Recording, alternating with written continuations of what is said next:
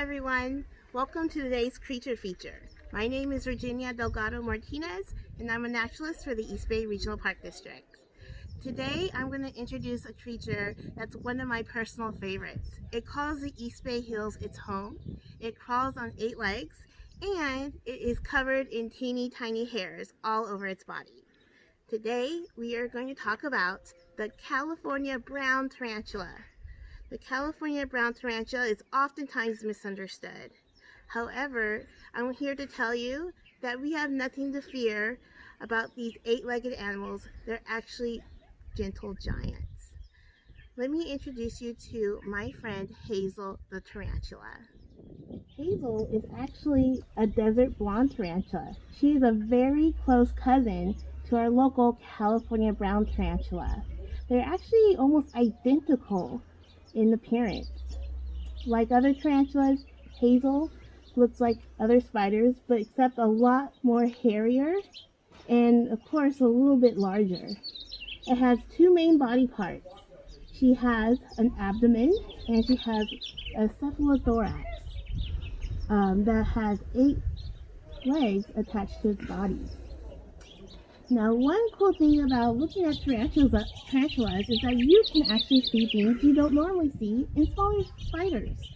For instance, if you look closely at her face, you might notice an extra few limbs. Those limbs are not legs, they're a little bit smaller. They have a really cool purpose. Those are called the pedipalps, or palps for short. The pedipalps help the tarantula smell and taste. Very different from us humans. We use our nose and our tongue, right? And the bottom of the pedipalps, it actually has chemical detectors to help the tarantula explore its world. Another cool thing about looking at tarantulas is that you can really see, sometimes, not always, something called their spinnerets.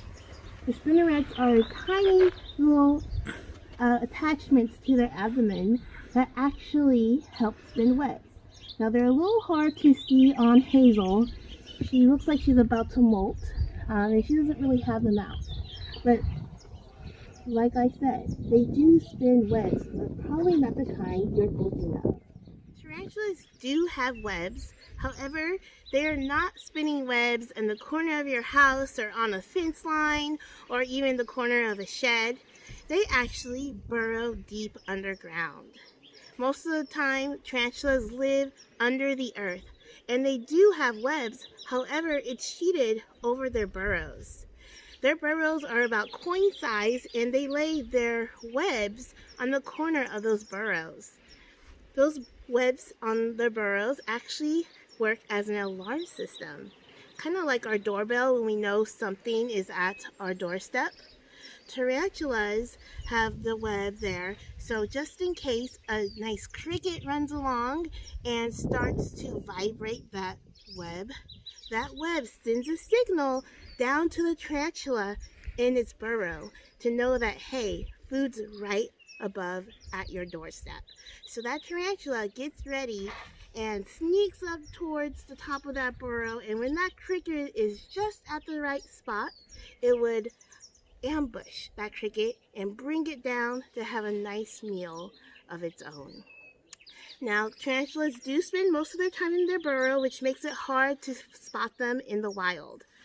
But during the fall, especially in the month of October, they can be found above ground in the middle of the day.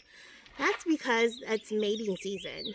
Male tarantulas crawl the hills here in the East Bay and even shutting down roads in the name of romance.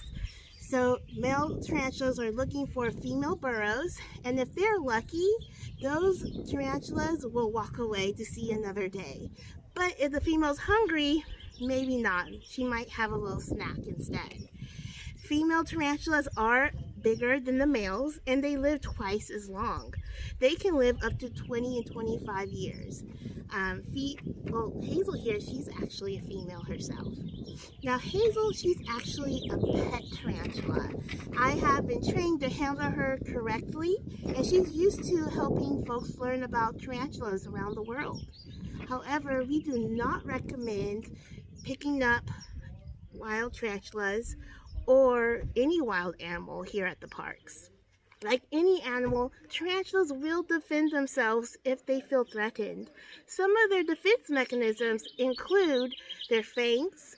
Their fangs are located at the bottom of their body, and they do have venom. However, the venom is not powerful enough to really harm humans in a major way. I heard the fangs do sting though, so I wouldn't try to pick them up for that reason. And also, they have another defense mechanism that has to do with their hairs. Now, those hairs have a purpose. They sometimes fling their hairs on their abdomen using their back legs. Those hairs have a tiny chemical. When stuck in your skin, it causes an irritation. It can be really uncomfortable, especially if it gets in your nose and your eyes. That's how it defends itself from its predators. Now, tarantulas are totally safe to observe in the wild from a couple of feet. They're one of my favorite animals to watch walk around, and I hope you get the chance to also witness one of these animals in your parks. All right, that's it for today. Thanks for joining. Have a great one.